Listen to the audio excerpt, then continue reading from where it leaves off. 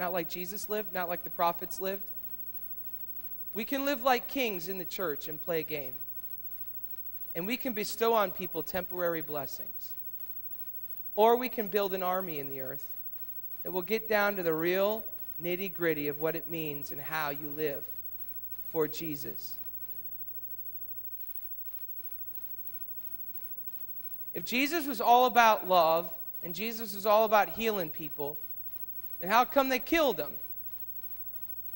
You go stand on the street corner with me sometime in Milwaukee, or you go into a coffee shop with me, and I can talk to people all the time about how Jesus is love when I'm reading my Bible. But Jesus is Lord. I could talk about Jesus is the healer, but Jesus is Lord. I could talk about all kinds of things, but submit yourself to him. Listen to his voice daily. But it's not just on the street. I could talk about how Jesus is the healer in the church, but if I talk about how he wants to tear up forms, people get really nervous. Why do we get nervous? About the only way that I've found having any power in it is if I just say it about myself. Because then people go, oh yeah, well that's Jason, and then they ignore it and they walk out the door. And they say, isn't that powerful that he was so open?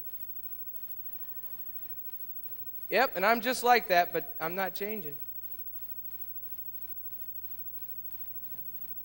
And we'll lose a whole generation right here in Seattle. There are people that will go and worship. Thousands of kids will go and raise their hands and have sex right after they get done worshiping. So you tell me how that works. How does that work?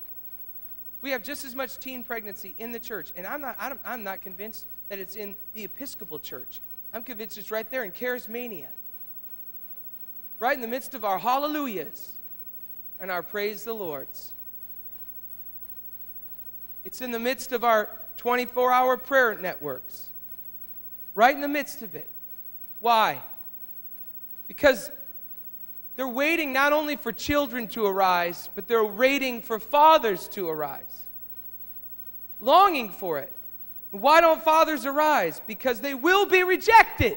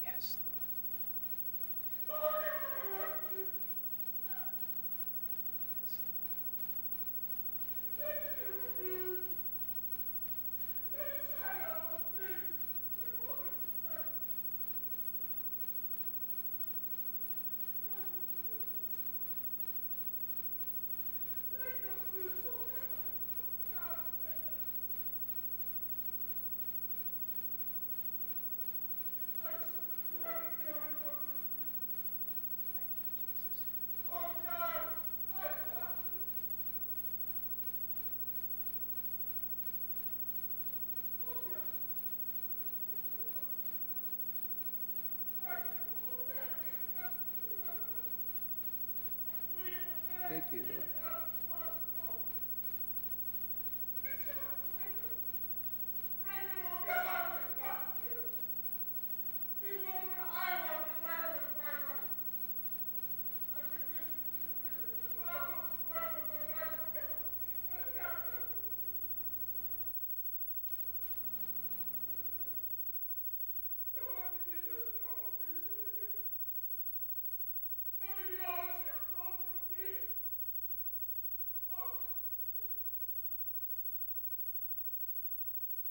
So that's the sound right there.